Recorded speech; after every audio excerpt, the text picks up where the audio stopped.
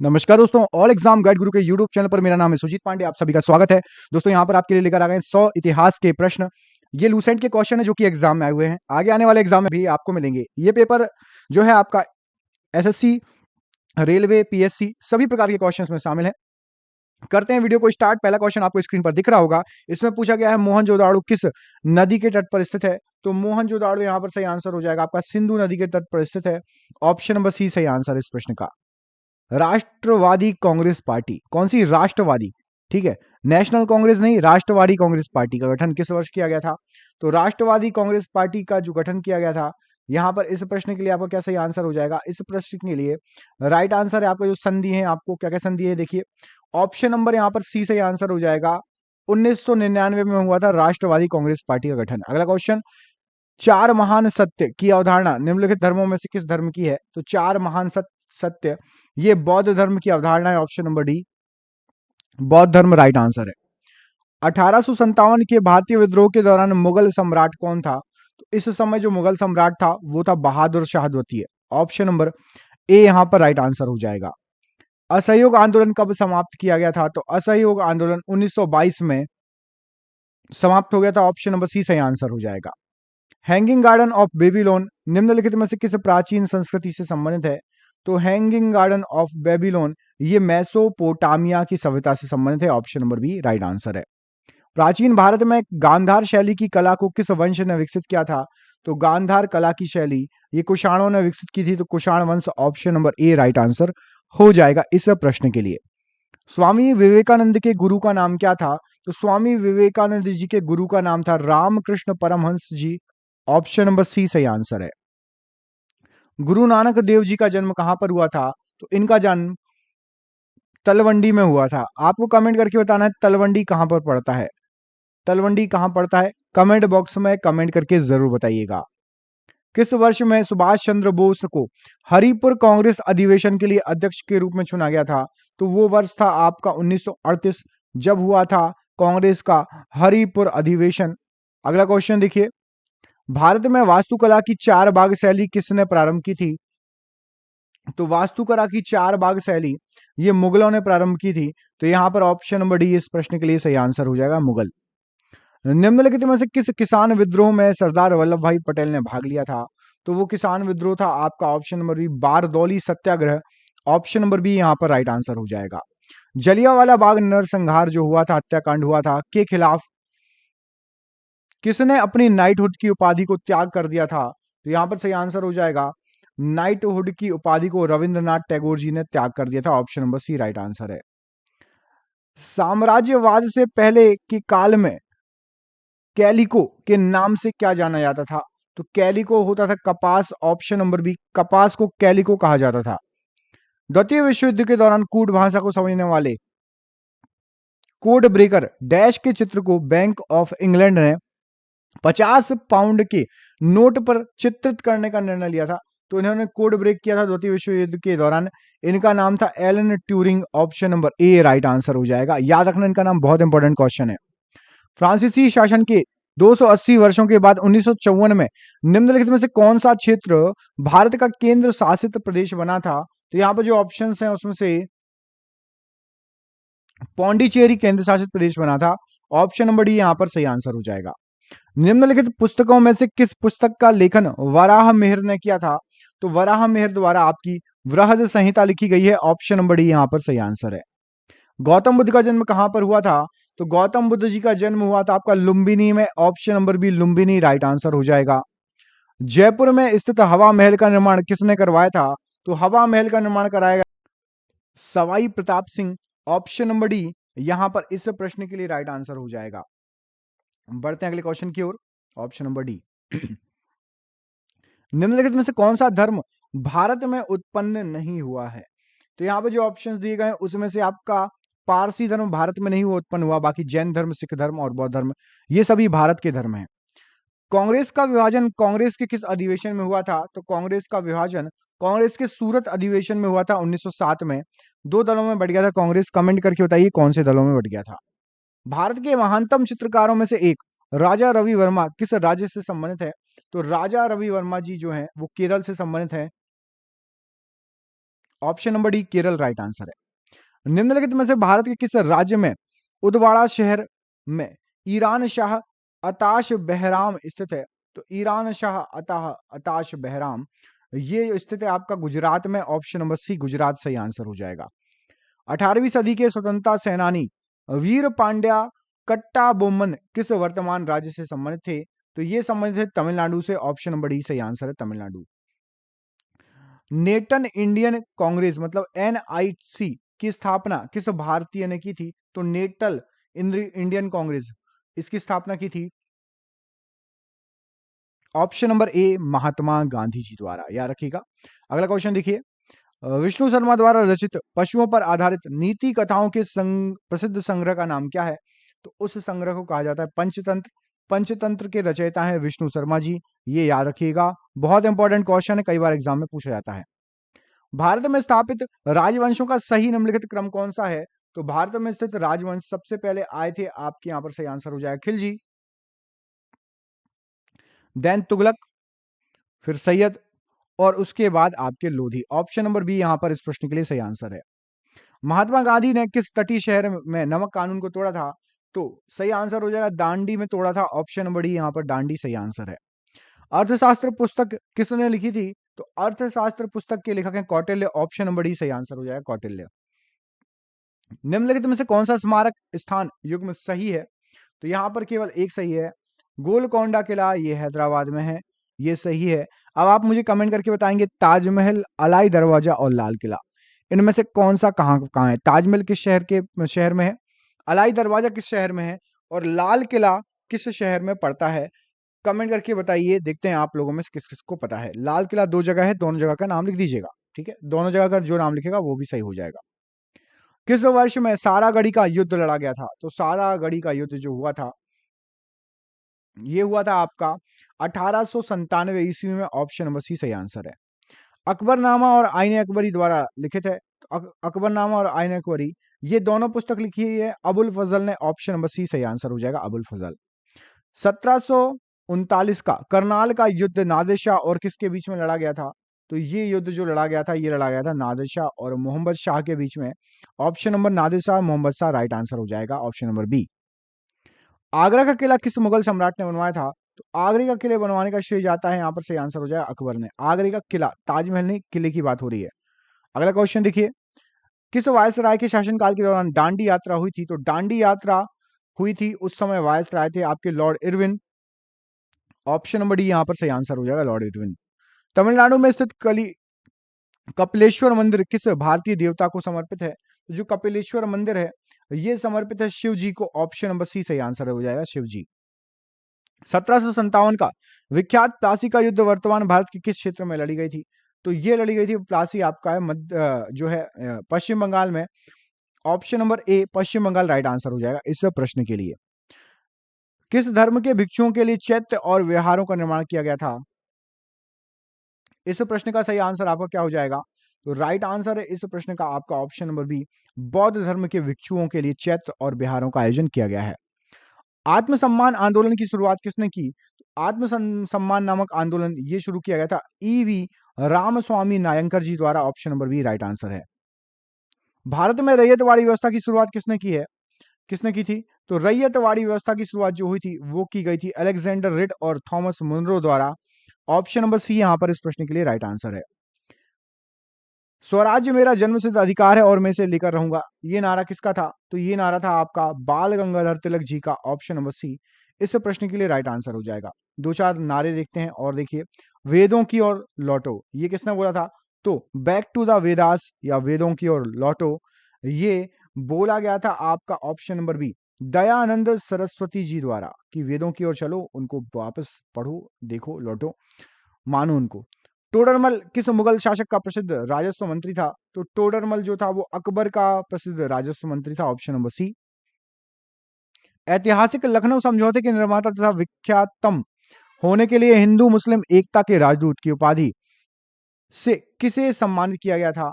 तो इस उपाधि से सम्मानित किया गया था मोहम्मद अली जिन्ना को। ऑप्शन नंबर बी यहां पर राइट आंसर हो जाएगा मोहम्मद अली जिन्ना।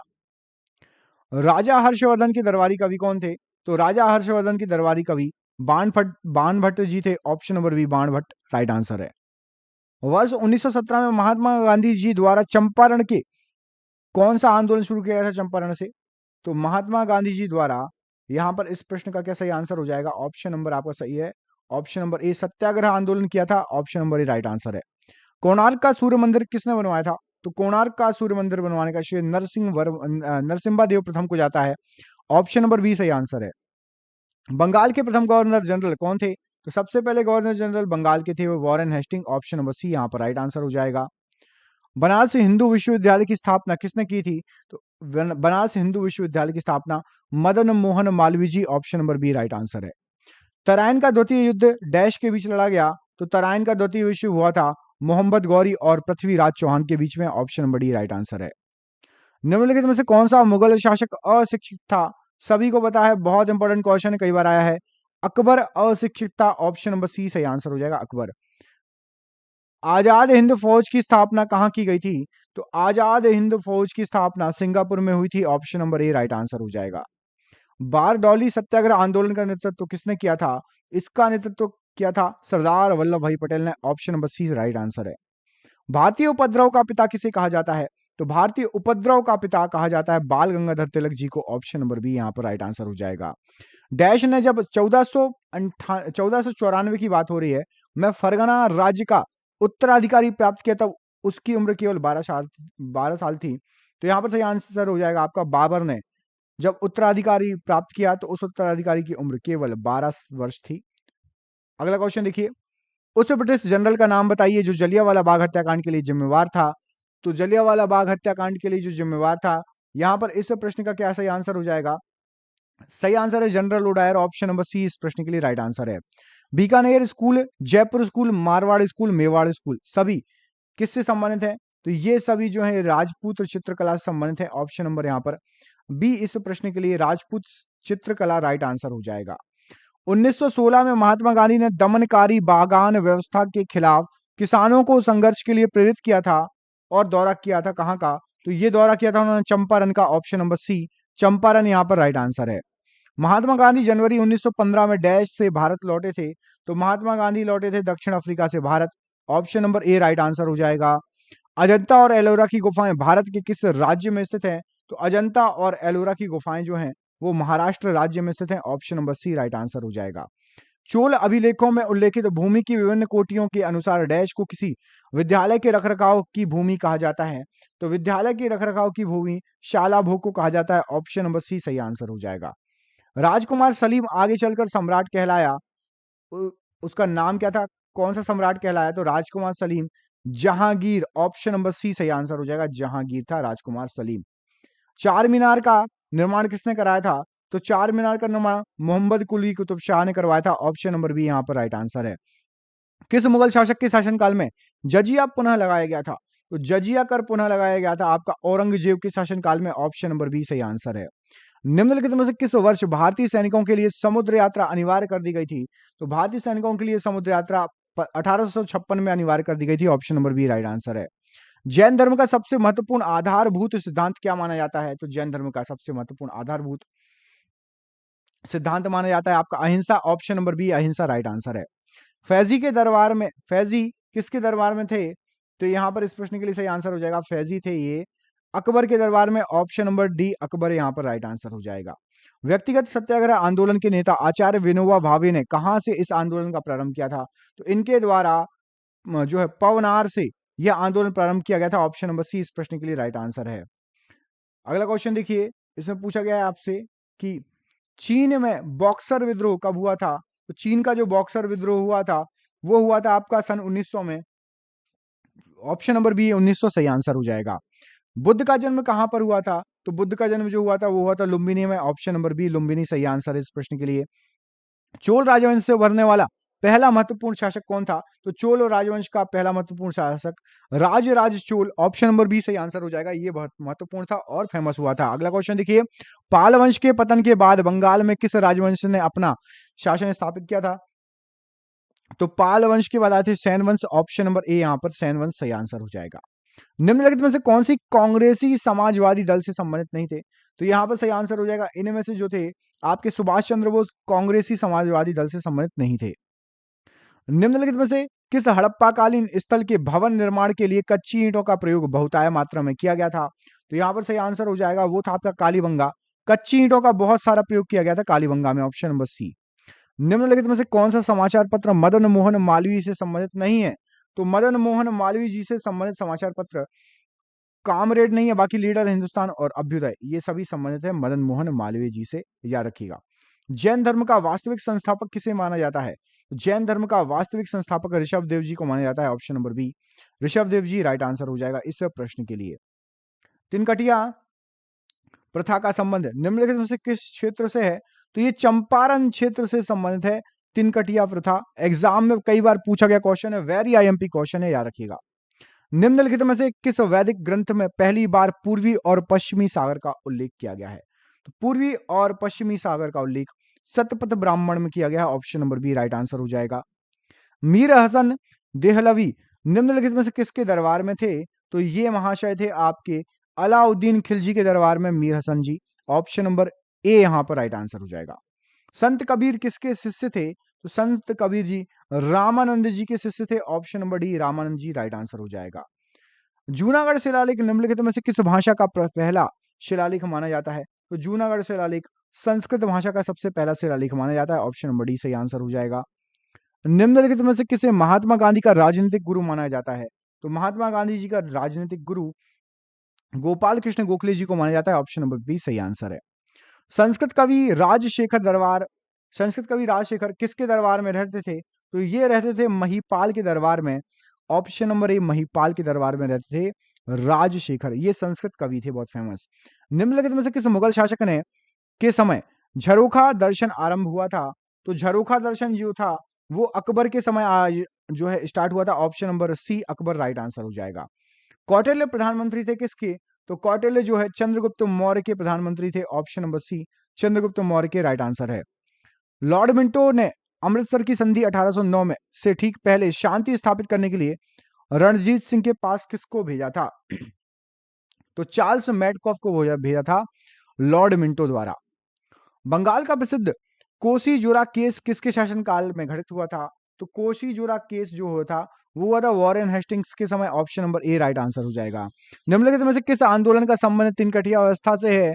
तो तिनकटिया व्यवस्था से संबंधित आंदोलन, यहाँ पर जो ऑप्शन दिए गए उसमें सही आंसर है ऑप्शन नंबर, यहाँ पर पूरे आंसर गलत दिए हुए हैं, ठीक है। यहाँ पर आपका जो है चंपारण सत्याग्रह, ठीक है, ये सभी आंसर गलत हैं। चंपारण सत्याग्रह से संबंधित है तिनकटिया आंदोलन का, याद रखना। निम्नलिखित में से कौन सा शासक संगम राज्य चेर से संबंधित नहीं है? तो संगम राज्य चेर से संबंधित आपका यहाँ पर जो ऑप्शंस दिए गए हैं उसमें से नेडियोन नहीं है, बाकी तीनों उदयन, नेदुन जिराल और नेडुम ये तीनों हैं, और नेडियोन ये संगम राज्य से संबंधित नहीं है। निम्नलिखित में से कौन सा राज्य अकबर के साम्राज्य में शामिल नहीं था? यहाँ पर जो ऑप्शन दिए गए उसमें से कौन सा नहीं था पूछा गया है, तो ऑप्शन नंबर डी बीजापुर शामिल नहीं था, याद रखिएगा।